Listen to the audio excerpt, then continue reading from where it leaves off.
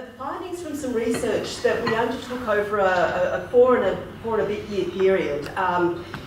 Jan Mason, who some of you may have come across from the University of Western Sydney, was also involved in this research, and we had a team of people working with us. The research that I'm going to talk about took place with children across 6 communities, and I was involved in doing the research with children across all of those communities. So it was an amazing experience to hear from children what they think makes a strong and supportive community for them, but also for the people around them, regardless of age. We began this research with this research question, asking what would make strong and supportive communities, but how can we then develop policies that support strong and supportive communities? I just wanted to say a little bit before I talk about what the children said, about the kind of thinking that shaped our approach as we began this research. And I think a lot of what I'm going to say really resonates very strongly with what Alistair said and very much with what Sue said. So we were influenced by this theoretical idea of generational ordering that actually comes out of the studies of childhood from Scandinavia, from the Nordic countries. So Jens Crawford, a Danish sociologist, has talked about childhood not just as this transitionary phase as children move on to become adults, where they should be, but as a social status, and a social status that defines children's experiences of the world. Lena Alanen, who's a Finnish researcher, talks about children's lives and experience being shaped, like the experiences of adults, by whether they're a boy or a girl, by their class, by their race, by their religion, and so on. But Lena argues that first and foremost, children's lives are generationed because their age places them very clearly within a social hierarchy.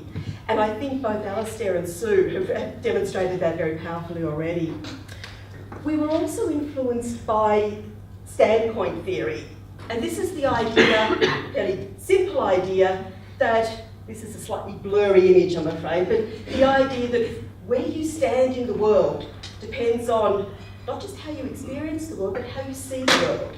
You know, the old image of the elephant, where depending on which part of the elephant a blindfolded person touches, depends on what they think they're touching, but no one thinks it's an elephant. So the idea of standpoint theory, as it shaped our work, was very much around the idea that experience is shaped by power and it's shaped by knowledge. So these things shape individuals' lives, but what we know is shaped by where we're situated within our society. The less powerful we are, the more in which our lives are shaped by other people rather than ourselves. The impact of others is greater. And less powerful people experience reality in a very different way because of their social positioning. And this really matters for children. Power matters to children's lives. Now, it's arguable that children do have power over their parents. There's often a discussion around the way in which children are very adept at manipulating parents. But ultimately, when we really think about it, adults hold power over children right across our society, whether that's within families, whether that's within schools, whether that's in the community. It's adults who generally are able to decide what happens. And so, again, drawing on these ideas from standpoint theory, those who experience less power are aware of different issues, different things shape their worlds because of their social position. And so we really can only understand what it's like to be a child if we look at the world from a child's perspective. If we actually ask children what it is like to be aged 7 or 8 or 9 or 10 or 11 or 12. In drawing on feminist standpoint theory, we didn't want to end up in a position where we were saying the world looks the same for all children. This essentialist view, because children's lives are very different. They're shaped by a whole range of things. There's no one view of the world that all children hold. But nevertheless, we thought it was important to use these ideas of generational ordering, of where you sit within an age-based hierarchy, as a way of understanding collectively or generally what the world looks like for children and what issues are really important for children. So we didn't want to make all children's lives look the same, but we wanted to pick up on the themes or identify the things that are generally important for children. And we also wanted to look at how age intersects with other things.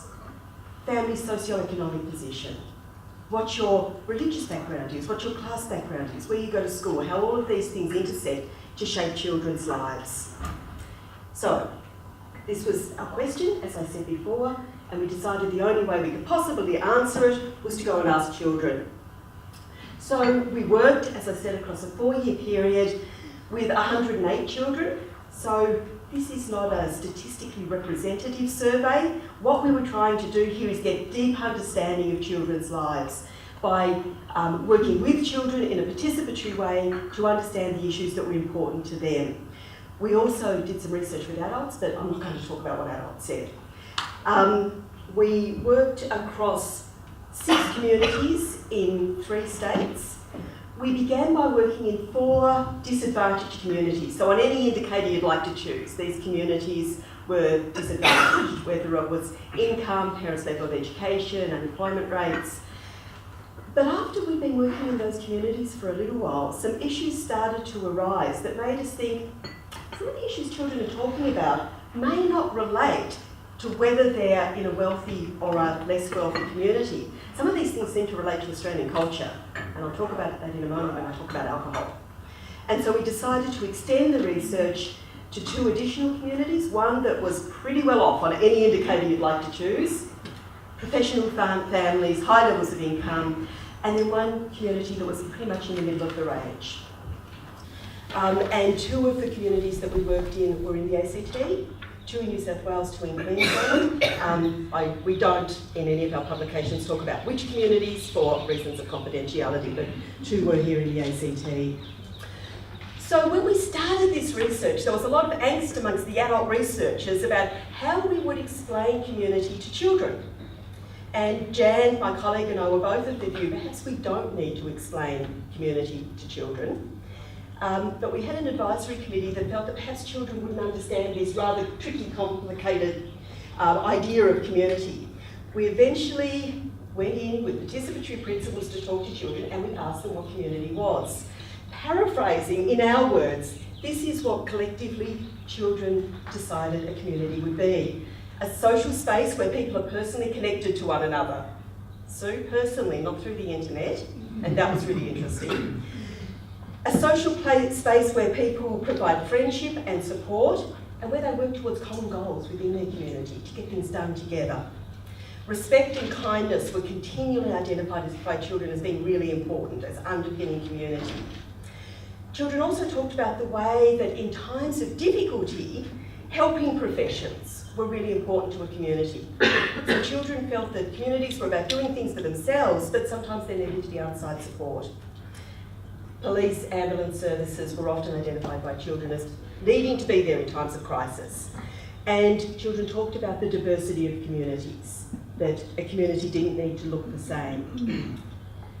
But to put it more simply, in the words of one 8-year-old boy, communities are sociable things. And I think he nailed it much more than we did with his definition.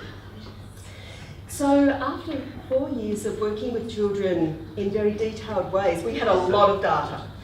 So we needed to try to make sense of how we would present all of these things that children said were important or were worrying or needed to change or needed to be improved in their communities to present it to people. And there was a eureka moment when a 9-year-old girl said, you know, a community is really like a puzzle. You need to have all the bits in place to make it work. So from her wisdom, we developed the Community Jigsaw. So what we did with this Community Jigsaw was to put in the pieces that were generally very important to most children. We can see within this jigsaw that amongst the pieces that are there are 4 themes that emerge. The importance of relationships, the importance of physical places to be, to play, to socialise, the importance of safety, and the importance of resources.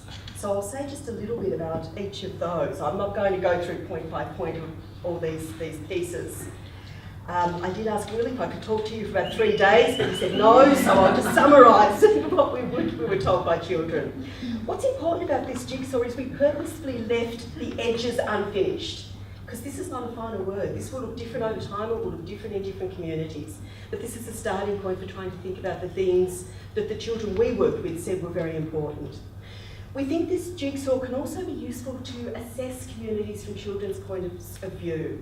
So you can look at this and, through consultation with children, identify which pieces of the jigsaw are in place and which are missing. The more pieces of the jigsaw that are missing, the more problematic a community is for children. But you can also start to rebuild communities, we think, by identifying which pieces are missing and how they can be put back into place. So let me say just a little bit about some of the main things that children said around each of these themes that we put into the community jigsaw. First and foremost, the thing the children said again and again in many different ways was that relationships matter. That relationships are at the very heart of community, and we heard this everywhere, regardless of the type of community. So the pieces that mattered to children within those relationships were what we might expect. We were working with 7 to 12-year-olds, so family was absolutely central to their lives. Family really mattered. Time with parents, I'm going to say a little bit about, because that was fundamentally important to the children we work with across all communities. And friends, same-age friends are important. So none of this perhaps is surprising. We did a little diagram. Some of you that are familiar with Huey Bronfenbrenner's ecological model might think this looks very familiar. It's drawing on that work of an ecological approach. If you put children at the centre, what we heard from children was that their family's the most important thing. But then you move out to familiar people, and here children talked about neighbours, about adults that they engaged with in their lives. And I want to say a little bit about those people and how important they were. Children also talked about the importance of casual interactions, people that they just met in passing, and what that means to their sense of community. So I'll say a little bit more about that. So what we wanted to do was to, based on what children had told us about the importance of family, was to recognise the centrality of family in children's lives. This is really fundamentally important, and it was important for how they conceptualised community. But what we wanted to do was to avoid what often happens, certainly in the research literature, but also when we're developing policy on behalf of children, when we're talking about children, is this difficult word to say, familisation of children. So this is about just seeing children in the context of their family and nowhere else. So what we wanted to be able to do was to illustrate what children had told us about their lives, not just within their families, but beyond. And to provoke a conversation where we see children as socially visible. They're not just part of their families, but that they have their own social networks. But often these social networks are neglected. We also heard from children about the importance of family, not just in supporting them, but how they contributed and supported their families. And this was really important. So just to give you one example, this is an 11-year-old girl who's was in a single parent household. Her mum worked a lot. Her mum also had a boyfriend that she saw quite a lot outside of the household. And this girl looked after her younger brother and sister on her own quite a lot, including at nights and on the weekends. Her brother was quite ill. He had a number of issues, including epilepsy, and he would have fits quite regularly. She found it terrifying when he fitted, but she knew what to do. And she spent a lot of time talking about the way in which her life revolved around looking after her little brother and sister.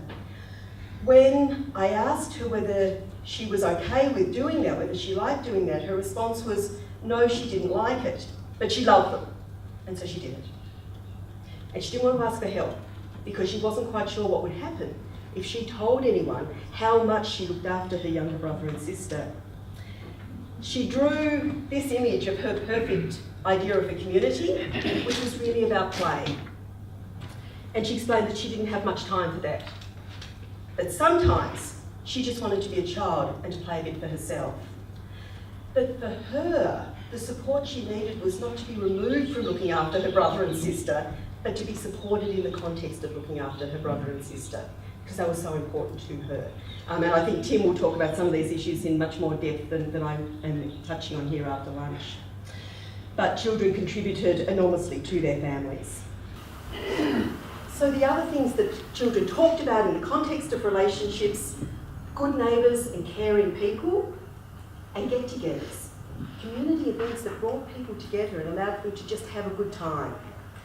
Children talked about structured events or events organised by local councils as being things they enjoyed, but children also really loved spontaneous community get-togethers that happened in some, but not all communities.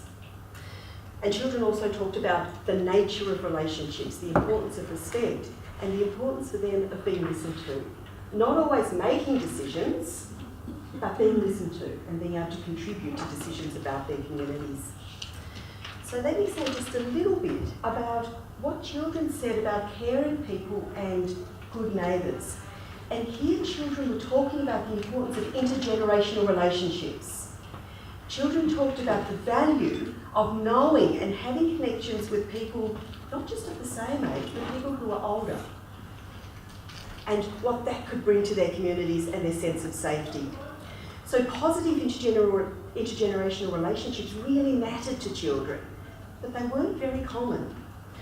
What children often talked about was the difference between the nice people who made them feel included and safe, and the grumpy people.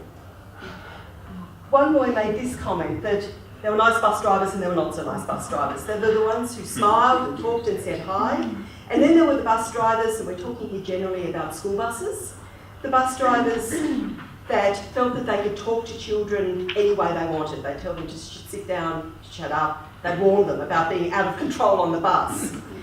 Interestingly, this boy made the point that the bus drivers wouldn't treat adults with the disrespect that they treated children. And he also said they wouldn't treat teenagers that way either, because teenagers might answer back. But younger children were seen as appropriate targets for grumpiness, to use children's terms. One boy talked about the importance of the people he knew in his community. People who said hi to him, who waved to him when he was riding his bike, made him feel included and safe. But he also talked about the fact that when he was riding his bike around his community, he'd often get yelled at when he was riding on the road by car drivers, or have the horn honked at him, saying, "Get off the road." When he went onto the footpath, people would say, "Get off the footpath, bike riders shouldn't be on the footpath." So it's kind of no space where he could ride his bike in his community. And of course, that's not an uncommon experience of young children or middle-aged children. And part of this, I think, goes to the point that Sue was making, that children are increasingly uncommon around our streets. And so when they are on the streets, they're often seen as being out of place. Good neighbours were really important to children's lives. And I think this is a really interesting message that we found. Not just children. So having other children living nearby was seen as important and fun. You could hang out with those children. But adult neighbours were also seen as important. And what we found really interesting was that when children had good neighbours, good adult neighbours that they knew and felt safe and comfortable with, they often referred to them as friends. Not their parents' friends, but their friends. And that mattered to children in terms of how included they felt in the places that they lived. So good neighbours were not mean, they were friendly, they supported one another, they included children, and they got together on special occasions. Another really important element of being a good neighbour was sharing food. This was something we probably hadn't expected, but children talked about this quite a bit across most of the communities. And I say most of the communities because the most advantaged community, where there were perceived to be very few social problems, very few children knew their neighbours because they were very busy. It was in the less advantaged communities where children tended to know their neighbours much more. So they were perhaps much more advantaged in some ways in terms of connectedness. So just a couple of quotes here from children who talked about the importance of their neighbours and this connection of food. So one girl who was 11 talked about the lady who lived next door, who would make really nice muffins for her and her sister to come over and have for afternoon tea. And then in turn, the girls and their families looked out for Nancy who lived next door. The fascinating thing about this relationship was that These two girls loved to go next door, have muffins with Nancy and play board games with her. So not necessarily what we'd expect children to enjoy doing in a very technological age, but that was a really important part of their relationship with the lady next door. She listened to them and she talked to them. And an 8-year-old boy talked about the way in which his neighbours were good neighbours because they helped out. When the family was really in trouble, they'd provide food. And this was a family that was in real economic hardship. So he recognised the importance of neighbours in supporting his family. I wanted to just shift from talking about relationships with other people to time with parents. As I make that shift, I guess I'll just leave you with the point that the way we interact with children on a casual or day-to-day basis really matters to the way children feel about their communities. So the casual encounters that may mean very little to an adult mean a great deal to children and shapes their experience of their communities. The other thing that really shaped children's experience of their community, but of their lives generally, was time with parents. So I think it's probably fair to say that any relationship needs time, and children recognise this. This picks up on things that Sue was saying, and I want to preface it by saying this is not about making anyone feel guilty. I was racked with guilt about the amount of time I was not spending with my children throughout this research. But this is not necessarily about individual choices. This is about the structure of our society. So, enormous pressure on children's time, enormous pressure on parents' time. And what did children say? This girl said, on weekends I really like to play with mummy and daddy and my little brother, but I only have Sundays and then I'm just so tired. Maybe when I grow up, I'll have a bit more time to rest and to play. She was 8. This is her weekly schedule. And this is not atypical, particularly of children in the middle and well-off communities. So I won't go through this, but just to say, I get rather tired just looking at this. She was pretty much scheduled from 8 o'clock in the morning until at least dinner time, 5, 6 o'clock every day, and had additional things that she did on a Saturday, swimming and ballet. This goes to your point about achievement. This is all about creating good, well-rounded, excellent adults. But it leaves no time for children to play. And as I said, this was particularly an issue for more advantaged communities. But across all sites, a significant number of children considered that they just didn't have time to do enough. And homework was a major issue across all of the sites. We're talking, remember, about primary school. So we're talking about year 3 to year 6. Many of the children had regular homework. Many of the children had homework that came in bits and pieces. And they talked about the fact that that often prevented them from engaging with their communities. So one girl said, you know, I'd really like to do more around my community, but I've always got homework to do. And children talked about the way in which doing their homework after school often made them tired. Children also talked about the pressures of school. Children who were in NAPLAN years talked about the pressure of NAPLAN, but across the board, children felt an intense pressure to perform well at school. And we're talking about primary school age children. So if we think about what community might mean in terms of fostering reciprocity, people engaging, participating in groups, building relationships, building a sense of trust and trustworthiness, drawing on Robert Putnam's ideas of social capital. If we think about this, and we think about how important those webs of connectedness are for children, it may be that the pressure that we're placing on children to achieve at school, to learn formally, to have language lessons, music lessons, ballet lessons, is actually preventing them from learning the really important skills that they need to grow up in connected communities. And it's also preventing them from developing the kinds of interpersonal and intergenerational relationships that they told us were so important to them. There's no time for community get-togethers when children are scheduled from 8 o'clock in the morning till 6 o'clock in the afternoon and then exhausted on Sunday. So, pressures on children's time from the structuring of childhood. Pressures on parents' time was something that children talked about across all sites, but in different ways.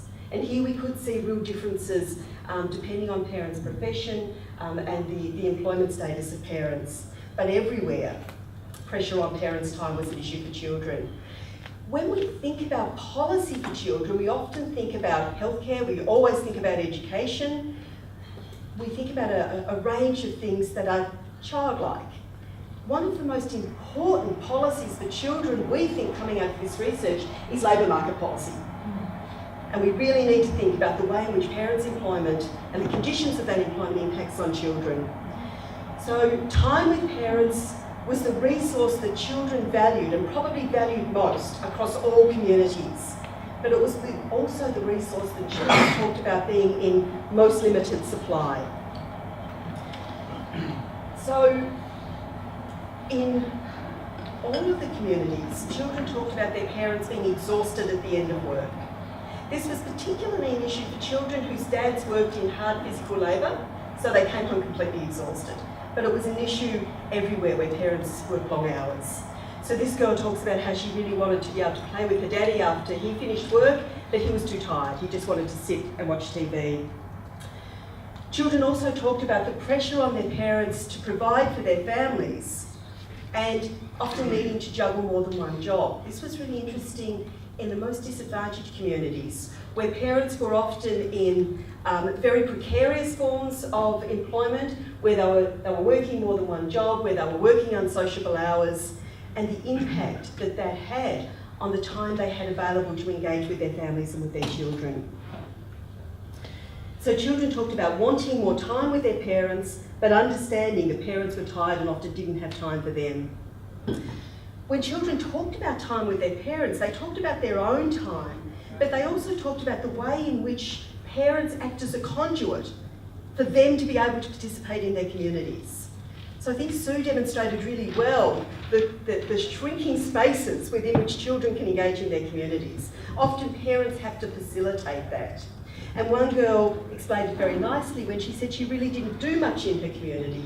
She wanted to be more a part of her community, but her parents weren't really into that. And so she had no way herself of engaging with her community.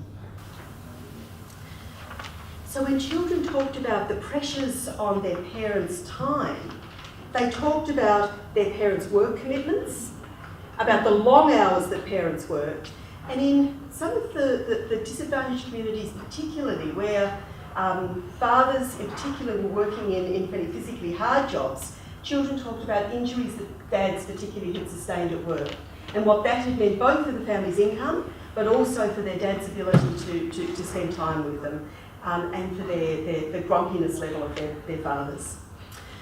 But all of these things are not simply about individual parental behaviours or choices. They're fundamentally about the kind of society we have and the structural factors, the economic and social factors that shape the way in which adults and children can engage. Alistair began by talking about the Nordic context, which is really very different. So when you talk about the Nordic countries having a social democratic welfare state, that's very different from our approach to a welfare state. And one of the things that's been experimented with in Sweden and in Norway is limiting working hours, reducing working hours. It's not a debate that we've had very seriously in Australia. And Australia is based much more on liberal individualist principles. We have a welfare state, but it's much more about the individual. And our welfare state has often been described as a wage earners welfare state. First and foremost, welfare in Australia comes from people being in employment, without much consideration to how employment interacts with the other part of people's lives, and particularly how employment and the expectations of employment impacts on children's lives.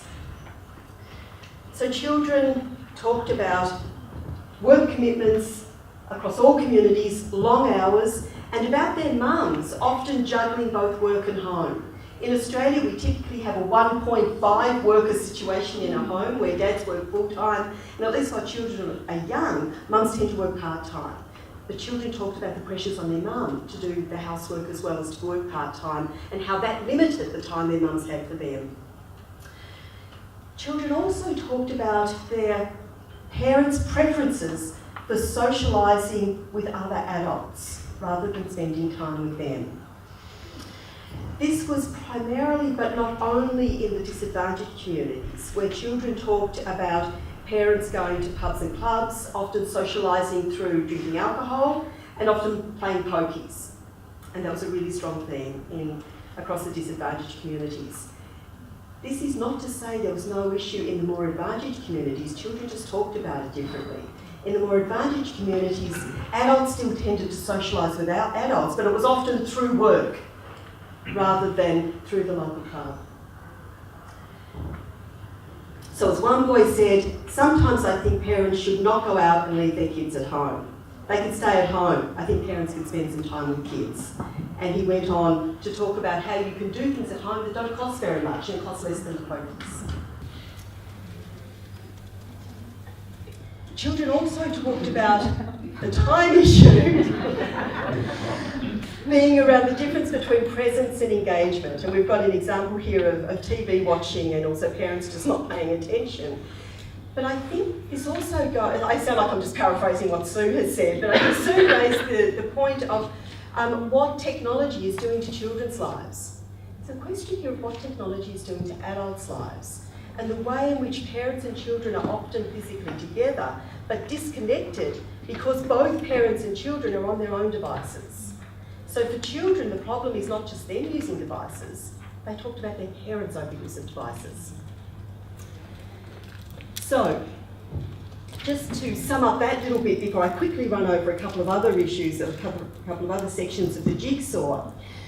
In 1923, Karl Mannerheim wrote a really interesting paper on generation, and he talked about the way in which generation operates to sustain communities, with new people coming into cultural processes all the time, and older participants moving out of those cultural processes.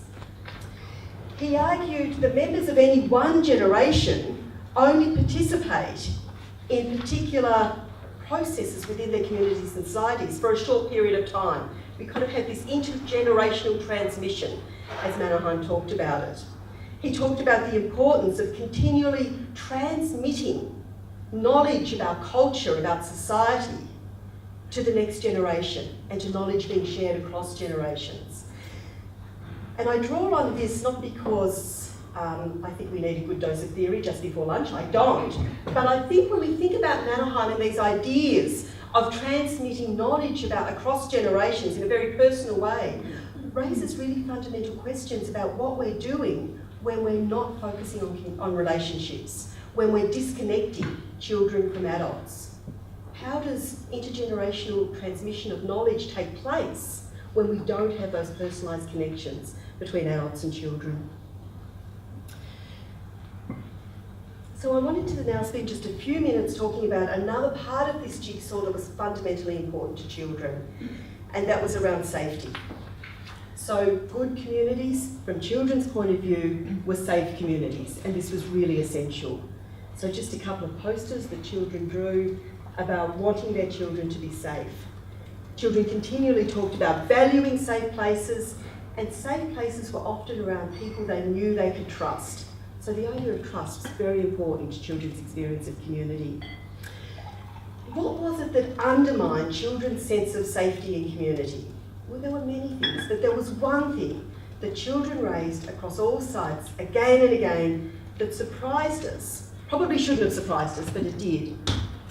We didn't ask directly about alcohol or substance abuse. And I'm talking about alcohol, but I think we could substitute alcohol for any substance, any substance that changes the way people behave. So children were not asked about alcohol, but again and again, children talked about the problems of excessive use of alcohol. Now, we were focusing on communities, so we were not asking about what happened in the home, and we were purposefully, for ethical reasons, avoiding talking about the overuse of alcohol in the home. Children talked about the overuse of alcohol in their communities, and they talked about drunkenness and drunken violence in public spaces as one of the things that made them feel particularly unsafe. We really hadn't expected this, but perhaps we should have. And this is when we started to think we need to know more about what's happening across communities, not just in so-called disadvantaged communities. So the way that alcohol is used in public spaces undermines children's sense of safety and well-being. It undermines their sense of inclusion. Because when adults start drinking and behaving in ways that children see as unpredictable, it separates adults and children even further. So I just wanted to share just a few. We have dozens of posters that children had written unprovoked about wanting to end the overuse of alcohol in their communities. So children were very conscious of the fact that drinking makes adults silly, it makes them unpredictable, it made children feel vulnerable. An exchange between two boys, one who was saying, actually adults are pretty funny when they drink, and the other boy saying, and I can't convey how heartfelt this comment was. He said, no, they're not funny, they just go spastic, and it's not funny at all, it's scary.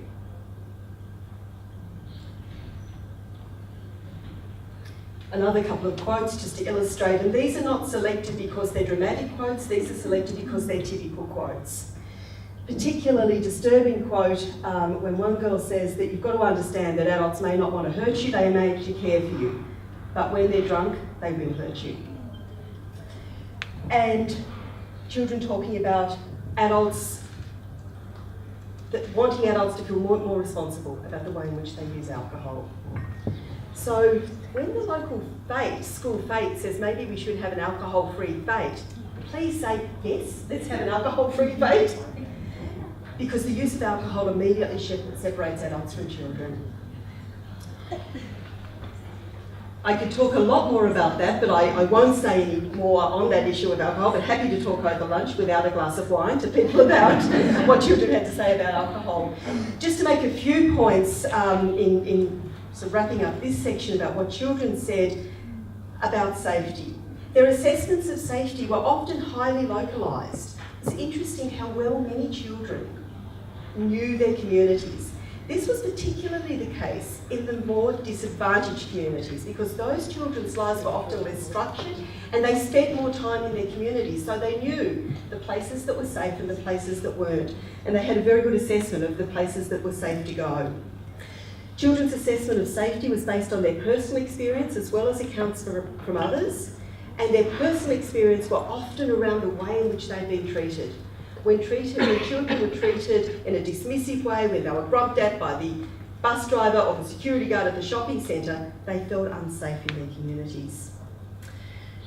Children's views of safety were often heavily influenced not just by their own experience, but by what they'd heard in the media, by movies, by stories, often by urban myths. So in one community, children talked about a young girl who'd been murdered in a public toilet.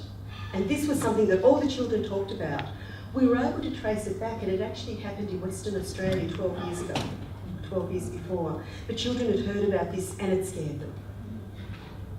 And often adults avoid talking to children about those sorts of things, which just makes the myth grow. And as I've already said, the interactions with people made a huge difference. The other issue that was important we found was that children's perceptions of safety were not always the same as their parents'.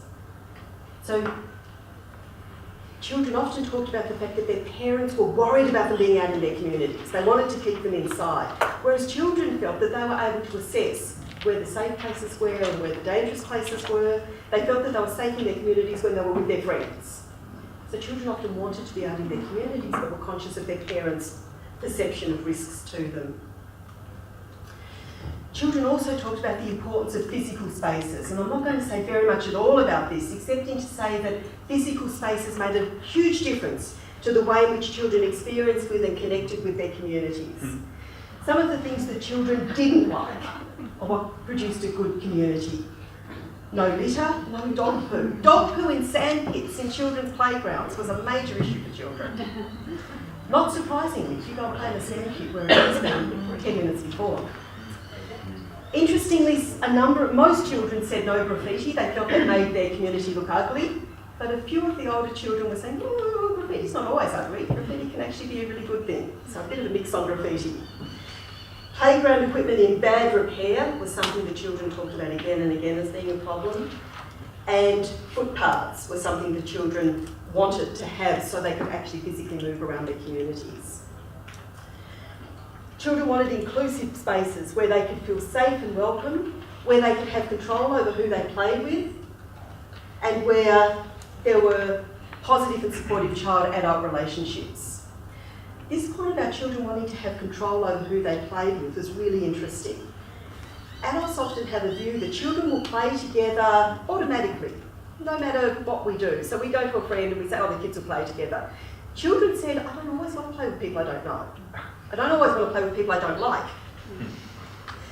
And one of the things that children generally described in very negative terms were the children's rooms in clubs.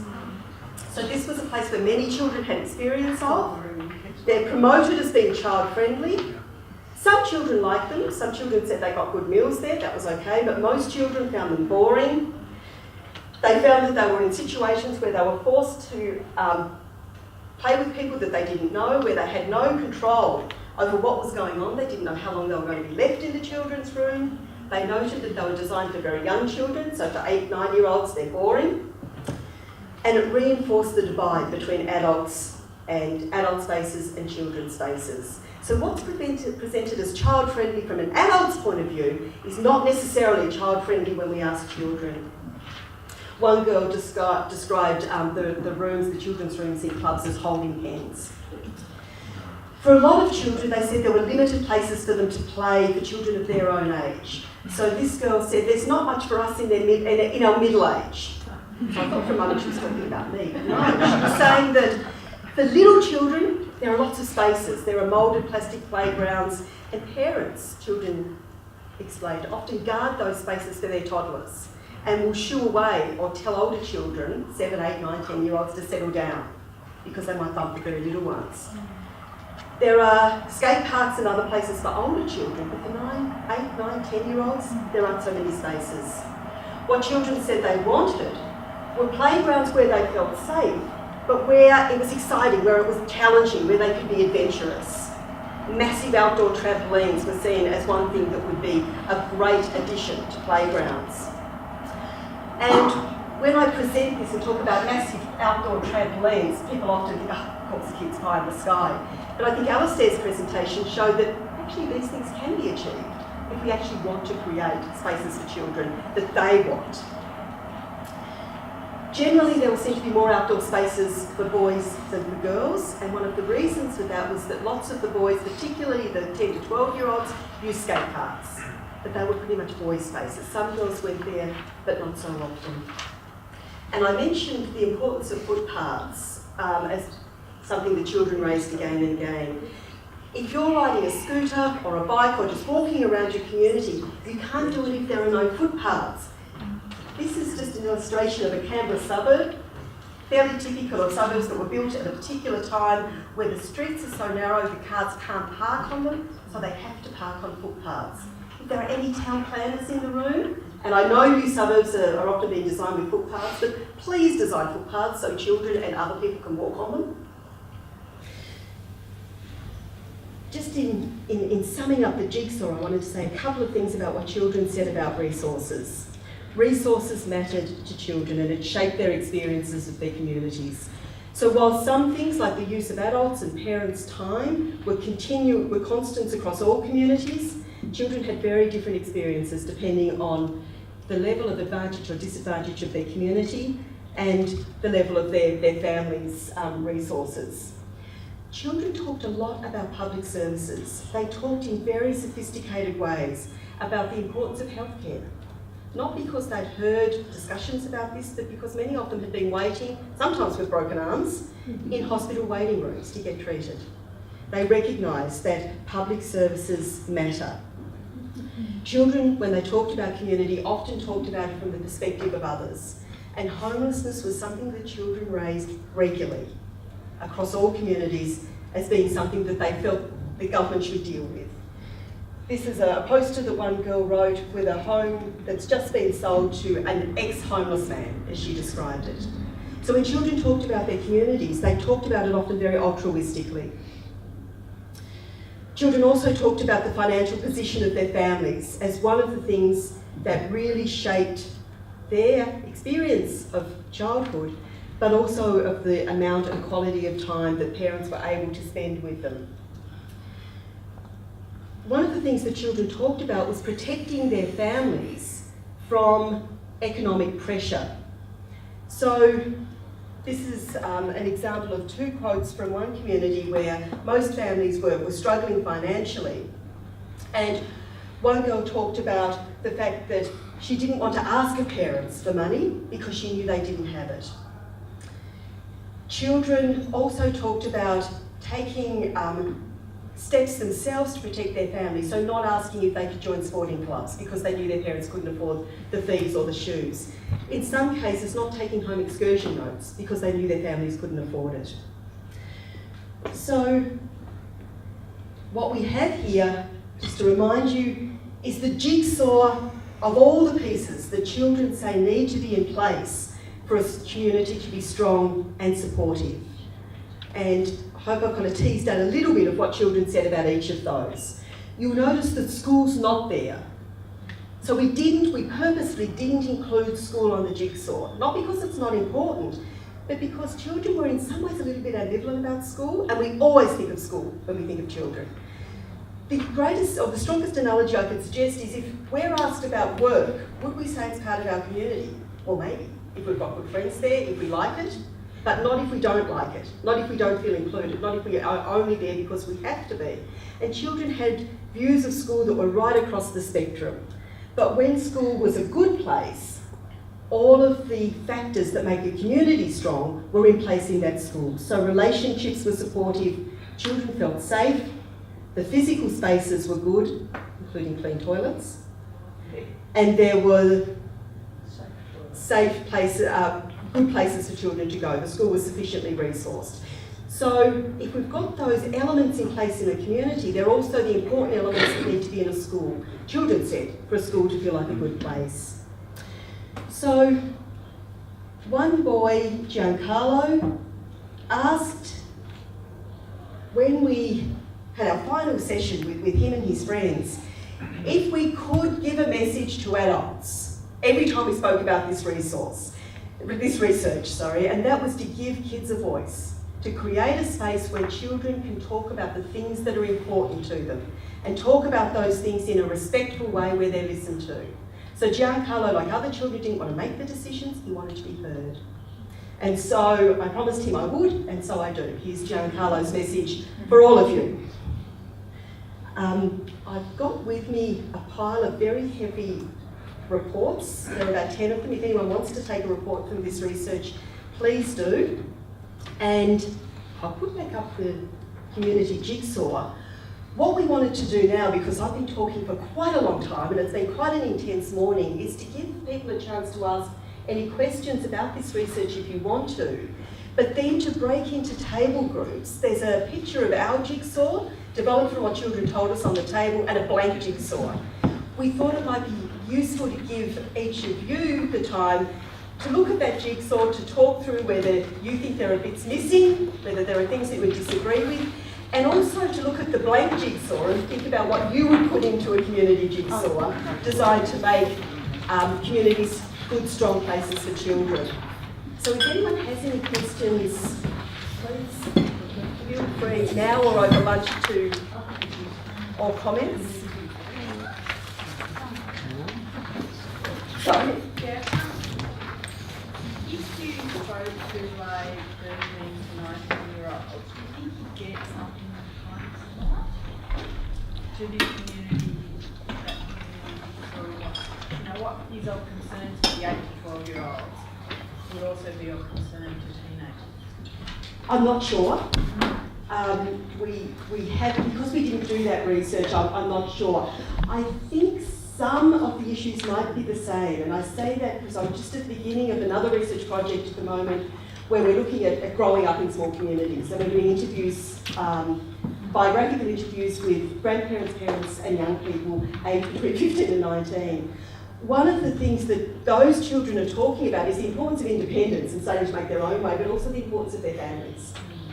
So particularly families and home and connectedness and relationships, I think probably remains important as we move on. And so just add to that, one of the really interesting things is that we often talk about the way in which teenagers disconnect from their parents and from adults.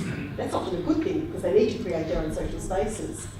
But when we heard young children talking about the way in which adults disconnected from them, at an age when they desperately wanted connection, perhaps it's not surprising that when they're old enough to start making their own decisions, they make decisions to disconnect.